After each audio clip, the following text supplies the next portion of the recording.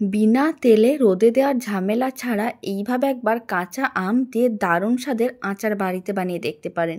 সারা বছর সংরক্ষণ করে রাখা যায় আর খেতেও ভীষণ ভালো হয়। এইভাবে আচারের রেসিপিটা বাড়িতে বানালে কমেন্ট বক্সে জানাতে একেবারেই ভুলবেন না খেয়ে আপনাদের কেমন লাগলো। তো চলুন বানানো শুরু করা যাক। প্রথমে আমি এখানে 5টার মতন আম নিয়েছিলাম আর আমটাকে খোসাটাকে ছাড়িয়ে তারপর ঠিক এরকমই হাফ করে কেটে নিয়েছিলাম। এখন আমি আপনাদের একটা আম কীভাবে কাটতে হবে সেটা দেখিয়ে দিচ্ছি। প্রথমে আমের খোসাটাকে ভালো করে ছাড়িয়ে নিতে হবে, তারপরে হাফ করে কেটে জল দিয়ে ভালো করে ধুয়ে নিতে হবে। তারপরে এরকম এক একটা হাফ করে পিস নিতে হবে, একটা ছুরি নিতে হবে। ঠিক এইভাবেই কিন্তু গোল গোল করে কেটে নিতে হবে। নিচ পর্যন্ত পুরোপুরি কাটা যাবে না, এইভাবে ওপরটা কয়েকটা দাগ দিয়েই কেটে নিতে হবে। তাহলে কি হবে, মশলাগুলো ভালো করে আমের মধ্যে চলে যাবে, খেতেও ভালো লাগবে। সমস্ত আমগুলোকে একইভাবে কেটে নিয়েছিলাম, এবার এক সাইডে রেখে দিচ্ছি।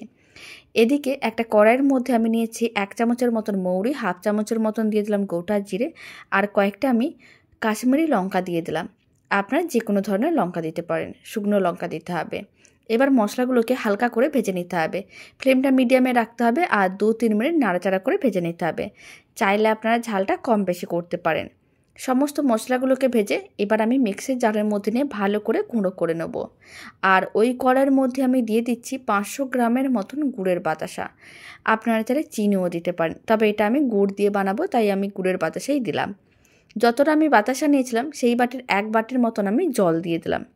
এখন বাতাসাগুলোকে জলের সঙ্গে ভালো করে মিশিয়ে নিতে হবে আর বাতাসাগুলো মেল্ট হওয়ার জন্য অপেক্ষা করতে হবে। ফ্লেমটা মিডিয়ামেই করে দিচ্ছি যাতে বাতাসাগুলো ভালো করে মেল্ট হয়ে যায় আর খুব কম সময়ের মধ্যে মেল্ট হয়ে যায়।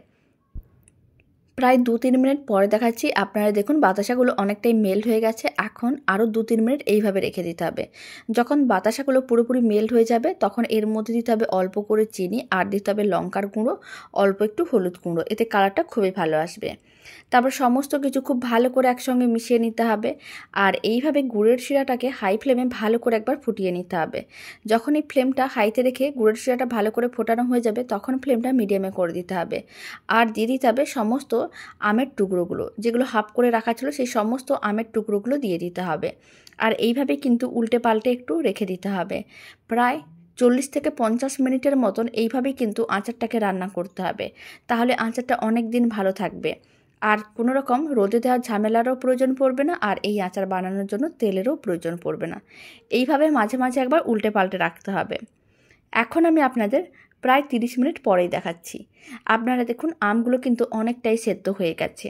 এই সময় যে মশলাটাকে আমি ভেজে গুঁড়ো করে নিয়েছিলাম সেখান থেকে 2 চামচের মতন ভাজা মশলার গুঁড়ো নিয়ে নিলাম। ভাজা মশলার গুঁড়োটা দিয়ে দিতে হবে, তারপর ভালো করে একটু মিশিয়ে নিতে হবে। আর ভালো করে মিশিয়ে নেওয়ার পরে আরও 10-15 মিনিটের মতন মিডিয়াম ফ্লেমে রান্না করে নিতে হবে। তাহলে রেডি হয়ে যাবে দারুণ স্বাদের এই কাঁচা আমের আচার। বাড়িতে বানিয়ে দেখতে পারেন, খেতে ভীষণ ভালো হয় আর বানানো একেবারেই সহজ। এখন আমি আপনাদের 15 মিনিট পরে দেখাচ্ছি। 15 মিনিট কিন্তু এইভাবে মিডিয়াম ফ্লেমে রান্না করতে হবে। প্রায় 15 মিনিট রান্না করে নিয়েছিলাম। খুব ভালো করে সমস্ত কিছু সেদ্ধও হয়ে গেছে আর মশলাগুলো আচারের মধ্যে চলে গেছে। এখন ফ্লেমটা অফ করে এইভাবে আরও 20 মিনিটের মতন রেখে দিতে হবে যাতে আচারটা পুরোপুরি ঠান্ডা হয়ে যায়, কারণ ঠান্ডা হওয়ার পরে আচারের কালারটা আরও চেঞ্জ হয়ে যাবে। আপনারা চাইলে এই সময় অল্প করে একটু ভিনিগার দিতে পারেন, তাহলে আচারটা সারা বছর ভালো থাকবে।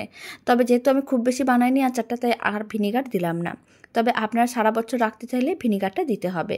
দারুণ স্বাদের আচার একেবারেই রেডি।